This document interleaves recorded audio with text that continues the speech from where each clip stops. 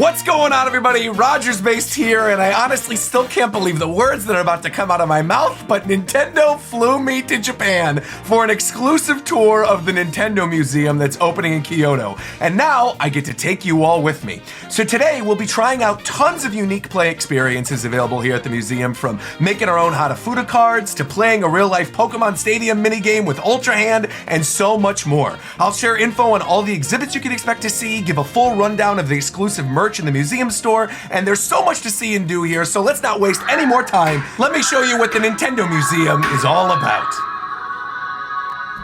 So first things first, I want to start by explaining the overall layout of the museum. Once you scan your QR code and pick up your play ticket, you'll notice that there are basically these two big buildings that are connected by this beautiful Nintendo-themed courtyard, complete with Game Boy cartridge-themed storage lockers, Game Boy umbrella locks, a Kirby vending mouth vending machine, and they even have a special Pikachu Pokemon manhole cover in here as well. So the first big building is the exhibition building. This is home to that massive, free-roaming second floor exhibit that showcases the history of Nintendo that you probably already saw a glimpse of in the Nintendo Museum Direct. This building's first floor is also home to all of those unique play experiences, as well as the museum shop. Now, this building is probably where you're going to be spending the majority of your time during your visit, and there is a lot to go over here, so we're actually going to save that building for a little bit later. The other major building is the workshop building. This is where you're going to find the Hatena Burger Cafe on the first floor, as well as the craft and play Hanafuda card areas on the second floor. This is actually the building that I started my tour with, and while I imagine most people are probably going to opt to go straight for the exhibition building and maybe come back to the workshop building for lunch, I'd actually recommend starting here because the Hanafuda rooms are both a separate paid experience you're going to have to reserve a time slot for in advance, but also act as a great introduction to the history of Nintendo, since the company got its start making playing cards over 135 years ago. Keep in mind as I'm going over everything that the Hanafuda Playroom is 500 yen per person, usually takes about 30 minutes for the full experience, and the Make Your Own Hanafuda Card Craft Room is 2,000 yen per person, takes about an hour, and you get to keep the cards you make at the end of all of it. Now, while I'd say the craft room is probably going to be an activity that skews younger, I actually had a ton of fun painting my own Hanafuda cards. When you arrive for your session, the staff is going to ask you to choose your favorite pattern out of the 12 months, hand you a little kit with that month's 4 cards in it and some stencils, and then they're going to sit you down at a table that has all the crafting supplies that you'll need. They also have these cute little sleeves and bibs to put over your clothes in case you spill paint on yourself, which thankfully I did not. Again, you get to keep the cards you made at the end of all of it, and they come in this cute little foldable carrying case too, so if you're looking for a unique souvenir from the museum, this might be the way to go. Now, across the hall from the craft room is the Hanafuda Playroom, which is decked out with this really cool IR projection technology that guides players through how to play the game. Now, as a testament to how well the tech works and how clear the instructions are, I actually played against my friend Peru's project, who had never played Hanafuda prior to our lesson, and she actually ended up beating me on the first try. Now, that could just be that I am bad at the game, but I don't think so, because many of you who are longtime fans of the channel know I'm a big fan of playing Hanafuda in Clubhouse games, so really, I think it's just that the tech is really good. Now, in addition to being able to learn how to play the game, the room is just overall a great vibe. You play on tatami mats, the walls are decked out with this beautiful art, and the display cases also showcase Nintendo's history with the game as well. It's just overall really, really nice, and I would say, again, a great way to start your museum experience. Also, one other quick thing I want to note to visitors as you walk upstairs to the Hanafuda rooms, make sure to pay attention to the little Excite Bike racers that are jumping off the ramps on the staircase rails. Now, making our way downstairs from the Hanafuda rooms, we have the Hatena Burger Cafe. Here you can build your custom burgers using a variety of different meats, sauces, and ingredients. They've got vegetarian options like mushroom burgers, and they also have preset burger combos for people who might just be overwhelmed with the choice. Now, I went with the wasabi beef burger with coleslaw on the side, and it was fine, but it had less of a wasabi kick and actually tasted more like a garlic soy sauce burger. Next time, I would definitely customize my own burger instead of getting a preset. But that said, if you're gonna order one thing from the cafe, make sure to get the green tea float. It was creamy, it had the perfect amount of sweetness, and it matched the gorgeous Zelda stained glass in the dining room. Also, pro tip to anyone visiting the museum, the booth seating in the Zelda area of the cafe have wall sockets underneath them. So if you need to charge your phone while you're here, the cafe is the only place to do it. Now, onto the main event, the exhibition building. This is the place you're going to be spending most of your time during your visit, and right from the get-go, it oozes personality, charm, and history. Across the hall from the entrance to the shop, there's a library comprised of art books and player's guides, many of which were taken directly from the official Nintendo archives. A lot of these featured artwork I have never seen before, and nearly every major first-party developed game is present here in some capacity, as well as a few notable now third-party titles as well. Nice to see you, Banjo. And while we're on the topic of characters who need a little love, right before you go up the escalator to the main exhibit hall, there is an amazing character mural that I'm sure many of you have already seen in media previews. This features tons of obscure characters from throughout Nintendo's history, and while you might not remember Danbei from Shin Onigashima, nor did you probably expect to see the car from Stunt Race FX, in the words of Masahiro Sakurai, everyone is here at the Nintendo Museum. Now, unfortunately for the next portion of this vlog, I'm gonna have to rely on Nintendo's B-roll because photos and videos were strictly prohibited. But the massive second floor exhibit that chronicles the history of Nintendo and its systems is without question one of the absolute best things about the museum and is worth the trip alone. I cannot stress enough how enormous, thorough, and detailed this portion of the museum is. To put things in perspective, I spent 5 hours of my tour just in this one room alone. What hasn't really been made clear from the few videos that Nintendo have released about this portion of the museum is that all of the display walls are actually double-sided, and that while the main front-facing displays give information on each system's best-selling titles, showcase their regional box arts, and give an overview of the game's sales, the entire backside of each system's display case is filled with facts about the development of its key titles, and the flip side of these displays also physically showcase nearly every single special edition of every system that they ever made. Remember the weird tribal tattoo Mario GBASP or the orange Naruto GBASP? They're here. How about the Panasonic Q GameCube that played DVDs? It's here. What about the weird Famicom Network System bundle that let users place bets on horse races all the way up until the service shut down in 2015? That system is here. There's a section dedicated to all the Game & Watch systems. There's an entire exhibit dedicated to Virtual Boy where you can test out the 3D for yourself by looking through a hole in the wall. And there are so many more toys on display than I ever even knew existed. Everything you can think of, from Nintendo crafted Disney toys to roulette tables, are here. And it's clear that Nintendo wanted to hammer home that their history is one of an entertainment juggernaut that just so happens to make games now. And again, they remind you time and time again of those games and those franchises. There are dedicated franchise exhibits for Mario, Zelda, Donkey Kong, Yoshi, Animal Crossing, Star Fox, Metroid, Kirby, Pikmin, Wario, Fire Emblem, and Pokemon. There's an awesome wall on the second floor that's dedicated to showing the evolution of series by taking one iconic moment from the original game in that franchise and then trying to replicate it throughout the course of the rest of the history of that franchise, all the way up to the Switch era. And the cherry on top of what was already the best part of the museum, Nintendo actually listened to fan feedback after the Museum Direct and created a prototype section. This has everything from the Nintendo Dolphin with the weird GameCube logo and the N64 font, to the Wii Star controller, to the original Wii U test tablet, to the only existing English version of the Sky Skipper arcade cabinet that was flown in directly from Washington State. Now, all of that only barely scratches the surface of what's available in the second floor exhibit room, but we still have so much more to talk about because the first floor of the exhibition building is where you're going to find all of the interactive exhibits.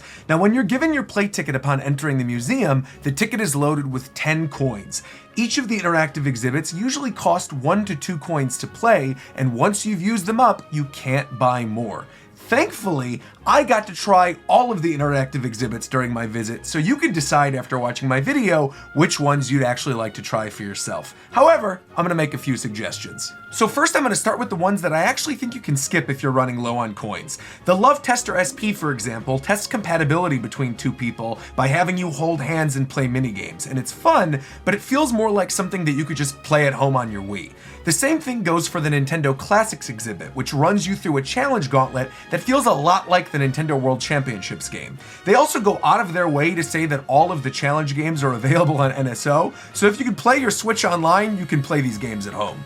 The next category I'm gonna dub the leftover category, meaning if you have leftover coins, these are maybe a good way to spend them. First, there's the Game & Watch SPs, which only cost 1 coin each, and basically you just stand in front of a screen and play Game & Watch games using your shadow. It's simple, fun, doesn't break the coin bank, and unfortunately I don't have any video footage of me playing, but I enjoyed it. Another game that falls in this category is, and I hope I'm saying this right, Shigurei-den SP? For the game, you're basically given a smart device and thrown on a floor with projected tanka poem halves. You're told to search for the matching half of the poem, which is relatively easy to do because you just need to find one with a matching picture, but things can get pretty frantic in the latter half. This one's really fun with the group, but about halfway through, I do feel like the novelty slightly wears off. So while it makes for a great photo, I do think you're gonna end up having more fun with some of the other interactive exhibits. And finally, the last interactive exhibit that I'd put in this category is Zapper and Scope SP. This is basically the light gun game Laser Clay that Nintendo used to develop in the 70s, but set in the world of Super Mario, where you blast away Goombas and Koopas using either a zapper or a super scope. This one is also super fun in a group because you can snipe other people's targets, and if you're a big light gun fan, then I'd probably bump this up to a must play, but the reason that I put it in this category is because the other 3 interactive exhibits feel unique enough that they can only be experienced at the Nintendo Museum, and I feel like they should be your biggest coin priority. The first of these must-play interactive exhibits is Ultra Hand SP. Now I'm going to start with this one because I do think mileage could vary, and if you don't have enough time to practice extending and grabbing with the Ultra Hand, you might end up getting frustrated, but if you actually do manage to get the hang of things, it is a ton of fun. Using the Ultra Hand, players reach out for Voltorbs, Electrodes, and Pokeballs that roll down the lanes, and for every ball that you manage to drop into a pipe, you'll get points, and Pokemon-themed fireworks will erupt on the screen above. The game was blasting the Gold and Silver soundtrack in the background, and it really felt like you were playing a real-life Pokemon Stadium minigame with the Ultra Hand. I cannot recommend this one enough for any Pokemon fans out there. Another must-play that was actually shown off in the Nintendo Museum Direct is Ultra Machine SP. In this one, you're going to step into differently themed batting cages and try to hit 20 balls that are pitched at you by Nintendo's titular Ultra Machine toy from 1968. For every ball you manage to hit at a specific piece of furniture in the batting cage, you'll get a 1-up, and that 1-up will grant you an extra ball so you can then boost up your score at the end of the game. Each of these rooms is distinct, and discovering each of the little Easter eggs in each of the rooms is going to make you want to play again and again. Among the batting cages that I actually got a chance to try, I found references to tons of Nintendo games, from Splatoon to Earthbound to Pikmin, and I'm sure there were still lots more that I need to discover. And finally, last but not least, my absolute favorite of the interactive exhibits, and one I honestly feel you should save at least 4 of your coins for, is Big Controller. Now in the Big Controller room, there's basically giant-sized versions of the Famicom, Super Famicom, Nintendo 64, Wii remotes, and a Wii balance board. And you basically play these interactive mini-games with one other person on these giant controllers. Usually one person controls the actual movement and the other person controls the buttons, or in the case of the Wii remote, one person holds the top of the Wii remote, the other person holds the back. And every single one of these Big Controller games was so much fun. It's such a simple concept, let's just make the controllers big and have 2 people play on it, but it really does breathe new life into these old games, and I easily would go back time and time again, specifically for this one exhibit room. In the words of Reggie Fils-Aimé, my body is ready. Let's go. Okay, let's just go this way.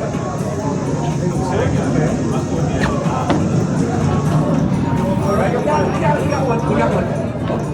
There we go, there's one. Back this way. Ethan, you jump up a little bit. Oh no, here we go. Ethan, you jump. Yeah, there you go. Exactly. Let's go the other way. Here we go. Forward. There we go. Woo! Oh, a 7-pointer. Focus on the 7. Focus on the 7. We got it. Yes! Let's go!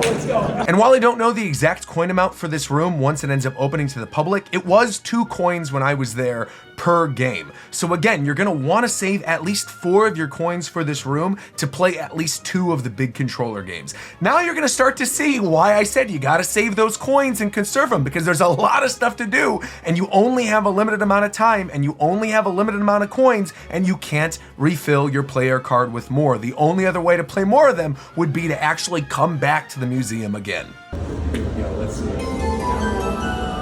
69, nice, very good. But now it's time to take all those tips that I had for you to conserve your coins and throw them out the window. Because if you're a Nintendo fan, you're most likely gonna wanna spend all your real life coinage at the Nintendo Museum store. Now, the cool thing about this store that's different from the Nintendo stores in, say, Tokyo or Osaka or New York is that the majority of the merchandise here is less based around characters and franchises and more based around systems and the history of Nintendo itself. Every one of Nintendo's systems has its own merch section, and yes, I do mean every one of them. That includes Virtual Boy and Wii U. They all have their own merch section, along with their own custom t-shirts, pins, pens, notebooks, coffee mugs, and sticker sets for you to purchase, all dated with the year of the corresponding console's release. The sticker sets were a particular favorite of mine because the little boxes the stickers come in are shaped and decorated in the original packaging of the systems, and all the stickers have unique shapes based on their console's history as well. There are also blind boxes available with Nintendo Museum themed magnets, controller keychains, gorgeous Hanafuda card sets, and some really cool homeware such as glasses, plates, and bags. However, the creme de la creme of the merch store has gotta be the giant controller body pillows. There are Famicom, Super Famicom, N64, and Wii Remote pillows that you can buy, and while most of the media attending the preview resigned themselves to the fact they wouldn't be able to fit them in their suitcase, I personally took on the challenge and got myself a Wii Remote. Everybody keeps asking me how I'm planning on getting this giant Wii Remote back to Los Angeles. The answer is, I don't know, and I don't care. It's a problem for future Roger. It's gonna happen. You're gonna see this on my bed in future videos. Massive thank you once again to Nintendo for this amazing experience, flying me out to Kyoto, letting me visit the Nintendo Museum early. It has been an absolute blast. And there's more Nintendo Museum content coming from me. I have a whole video about 64 things you need to know if you're gonna come visit the Nintendo Museum. Look forward to that next week. And until then, I'll talk to you guys later. Nakama! No problem. Yeah, this ladder's no problem. This is the one that's going to be tricky. So I'll wait here. 1, 2, nice. Oh, see it. Yeah, okay. Yep. Good. All right, wait here. Nice. Good. Yeah, good call. Nice. The double. Very good. Okay, here we go. Yep, maybe on 4. Hit the ladder. Okay, let's maybe wait here. Yeah, wait, just stay safe. Okay, yeah, creep closer. Okay. Okay, go nice. We got it. Yeah. Yeah. Yes, we got it. Very good.